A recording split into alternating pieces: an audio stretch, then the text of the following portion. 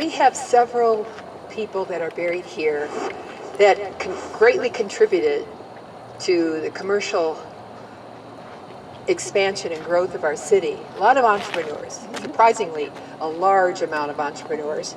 Right now, I just want to talk about the Gallus family. Over by the trees over there, you probably can't see it, but there's a mausoleum. And the first Gallus family member in New Mexico was Nicholas. He opened a wagon repair shop in the mid-1800s. The business continued until Herbert, who was buried in the mausoleum, brought the first automobile to Albuquerque in 1908. The automobile was well received, so Herbert brought 11 more cars and sold them. This was the beginning of the Gallus Motor Dealership. Through the years, Gallus franchised with Chevrolet, then Cadillac, then Oldsmobile, and for decades, Gallus was one of the Albuquerque's leading automobile retailers. It was the third oldest Cadillac dealership in the county and remained in operation for over 100 years. Herbert was very active in the community and an astute businessman. He was one of the first members of the University of New Mexico football team, and if you know anything about the Gallus family, they're very active Lobo fans. He belonged to several organizations such as the Shriners, the New York Rite, the Scottish Rite, Masonic Lodge, and Masonic Lodge number 6, and Elks Lodge number 461. So he and his wife are buried over in the white mausoleum over against the southern wall. And now I would like to introduce Carmen Samora in memory of David Samora. David Samora died April 8, 2020. He was 72 years old. He would have celebrated his 73rd birthday on May 18, 2020. We celebrated for him. Although he died at the beginning of the pandemic, he did not die of COVID-19. On March 7, 2020, he had had his right knee replaced, and a month later, he was dead from colon cancer that had spread to his brain and 3 other organs. My brother David was a woodworker in Santa Fe. His protege Martine built a simple pine coffin we referred to as the box. It was hard for us to use the word coffin.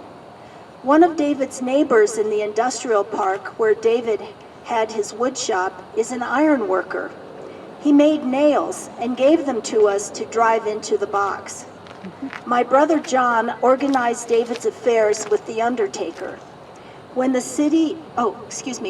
day arrived, 5 of us gathered at the mortuary in Santa Fe and waited for David's body.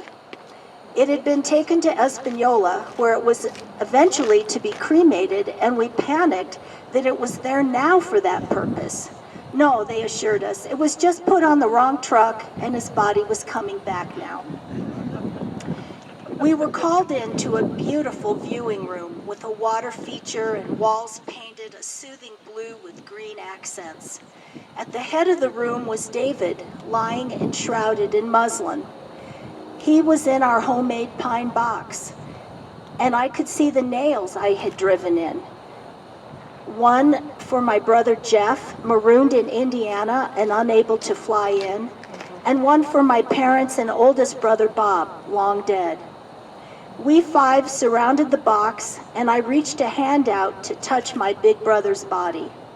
He had died alone at Christus St. Vincent. I had sent him there because he was not responding well to the knee replacement, and I was so worried. He slept all the time, and he never ate. I had been racked with guilt and grief that I had sent him to the hospital to die alone, instead of be at home in his own bed and with loving siblings in attendance. I did not recognize his sleepiness as the last days of his life. Now, as I touched him through the cloth, I thought how comforting this was. He was dead, and we were giving him the last rites in accordance with our cultural traditions and the restrictions of the pandemic. I put a photograph in the box of my young parents with their 2 boys standing in front of them, David about 3 years old and Bob about 7, all of them gone now. John put in a hammer, Martine put in a tape measure, my husband put in a little pocket knife. We started telling stories about David, and our memories and laughter and tears surged. Our anger flowed too. He had missed a colonoscopy in 2014. Had he gotten it, would he still be alive? We thought so. When I had asked the doc at the hospital if David knew he was dying and that he had cancer, the doc said he had told David, but he was not sure that David had understood. John quoted David saying there was no sympathy for self-inflicted wounds. We were really mad at him that day. Our anger has since subsided, and the shock has given way to acceptance. We know how to grieve our dead in my family. We were all pleased with ourselves with this simple ceremony we had concocted. Reluctantly, we proceeded with our ceremony. We put the lid on the box, and we hammered it shut, each of us by turns pounding in nails through tears. Not long ago, we gathered for David's memorial service. We gathered at John's, where David had been making plans to move. This spring, John had erected a building, part of an expansion of his business that David had bought into. John, with the knowledge of the builder, had put some of David's ashes in the footings. When the last footing was getting covered up, the worker accidentally dropped an earbud into the cement. Without missing a beat, he turned to John and said, "I hope your brother likes music." Thank you. Thank you to these companies and organizations that make the Before I Die New Mexico Festival possible. A good goodbye. Gail Rubin puts the fun in funeral planning.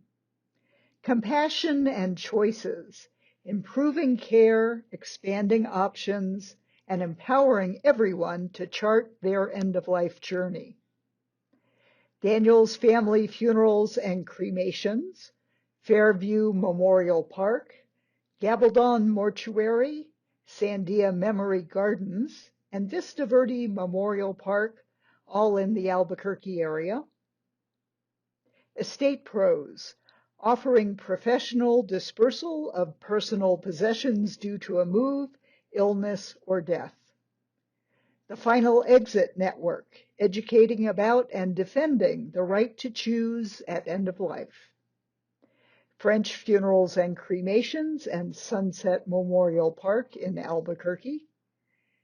Gathering Us, providing in-person and virtual memorial services and online memorial pages.